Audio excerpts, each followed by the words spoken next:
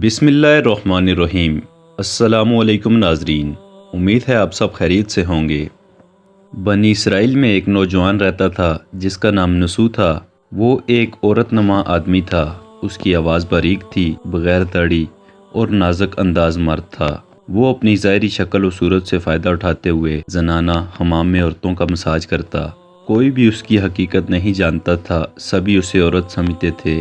کئی بار ضمیر کی ملامت کرنے پر اس نے اس کام سے توبہ بھی کر لی، لیکن ہمیشہ توبہ توڑتا رہا۔ ایک دن بادشاہ کی بیٹی حمام گئی۔ حمام اور مساج کرنے کے بعد پتہ چلا کہ اس کا موتی یا ہیرا کھو گیا ہے۔ بادشاہ کی بیٹی نے حکم دیا کہ سب کی تلاشی لی جائے۔ سب کی تلاشی لی گئی، ہیرا نہیں ملا۔ نسو رسوائی کے ڈر سے ایک جگہ چھپ گیا۔ جب اس نے دیکھا کہ شہزادی کی کنیزیں اسے ڈھونڈ رہی ہیں تو سچے دل سے خدا کو پکارا اور خدا کی بارگاہ میں دل سے توبہ کی اور وعدہ کیا کہ آئندہ کبھی بھی یہ کام نہیں کروں گا۔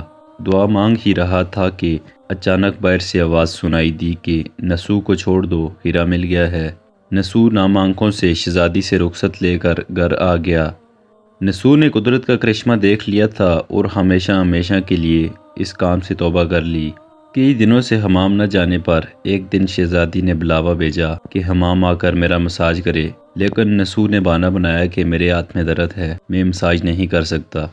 نسو نے دیکھا کہ اس شہر میں رہنا اس کے لیے نامناسب اور مشکل ہو چکا ہے۔ سبھی عورتیں اس کو چاہتی ہیں اور اس کے ہاتھ سے مساج لینا پسند کرتی ہیں۔ جتنا بھی غلط طریقے سے مال کمایا تھا سب غریبوں میں بانٹ دیا اور شہر سے نکل کر کئی میل دور ایک پہاڑی پر ڈیرا ڈال کر اللہ کی عبادت میں مصروف ہو گیا۔ ایک دن اس کی نظر ایک بھینس پر پڑی جو اس کے قریب گھاس چر رہی تھی۔ اس نے سوچا کہ یہ کسی چرواہے سے بھاگ کر یہاں آ گئی ہے، جب تک اس کا مالک نہ آ جائے تب تک میں اس کی دیکھ بھال کر لیتا ہوں۔ لہٰذا اس کی دیکھ بھال کرنے لگا۔ کچھ دن بعد ایک تجارتی قافلہ راستہ بھول کر ادھر آ گیا جو سارے پیاس کی شدت سے نڈال تھے۔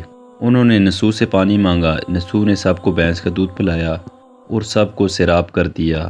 قافلے والوں نے نسو سے شہر جانے کا راستہ پوچھا۔ نسو نے ان کو آسان اور نزدیکی راستہ بھی دکھایا۔ نسو کے اخلاق سے متاثر ہو کر تاجروں نے جاتے ہوئے اسے بہت سارا مال بطور تحفہ دیا۔ نسو نے ان پیسوں سے وہاں کنواں کھدوا دیا۔ آہستہ آہستہ وہاں لوگ بسنے لگے اور عمارتیں بننے لگیں۔ وہاں کے لوگ نسو کو بڑی عزت اور احترام کی نگاہ سے دیکھتے تھے۔ رفتہ رفتہ نسو کی نیکی کے چرچے بادشاہ تک جا پہنچے۔ بادشاہ کے دل میں نسو سے ملنے کا اشتیاق پیدا ہوا۔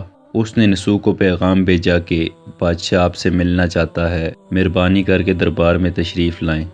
جب نسو کو بادشاہ کا پیغام ملا اس نے ملنے سے انکار کر دیا اور معذرت چاہی کہ مجھے بہت سارے کام ہیں، میں نہیں آ سکتا۔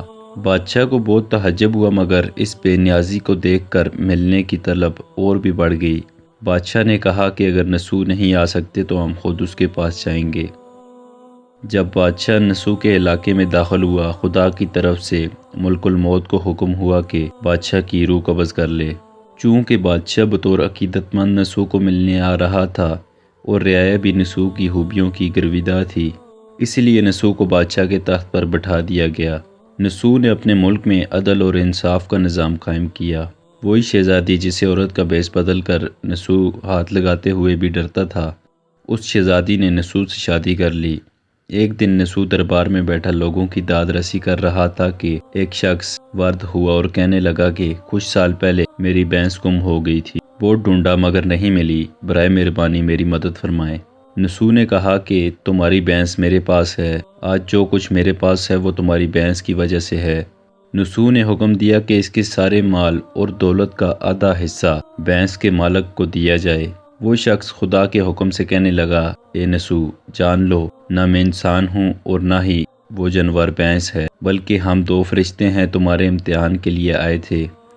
یہ سارا مال اور دولت تمہارے سچے دل سے توبہ کرنے کا نتیجہ ہے۔ یہ سب کچھ تمہیں مبارک ہو۔ وہ دونوں فرشتے نظروں سے غائب ہو گئے۔ اسی وجہ سے سچے دل سے توبہ کرنے کو توبہ نسو کہتے ہیں۔ تاریخ کی کتب میں نسو کو بنی اسرائیل کے ایک بڑے عابد کی حیثیت سے لکھا گیا ہے۔ نسو رزق کمانے کے لیے اللہ کا ناپسندیدہ کام کیا کرتا تھا۔ جب وہ کام اللہ کے خوف کی وجہ سے چھوڑا تو اللہ نے رزق کے اسباب پیدا کیے اور بادشاہت تک عطا کر دی۔